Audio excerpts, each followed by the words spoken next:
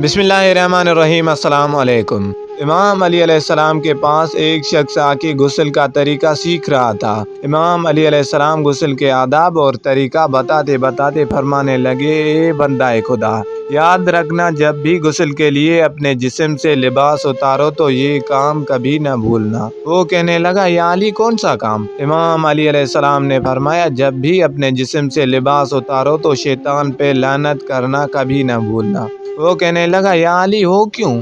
बात जब यहाँ तक पहुँची तो इमाम अली अलैहिस्सलाम ने फरमाया, जब इंसान अपने जिस्म पे लिबास पहनता है तो इंसान का जिस्म और पसीना उस लिबास पे लगता रहता है। जब इंसान अपने जिस्म से लिबास को उतारता है तो शैतानी जिन्न उस लिबास के आस पास फिरते रहते हैं और यूं इंसान बीमार होने लगता है।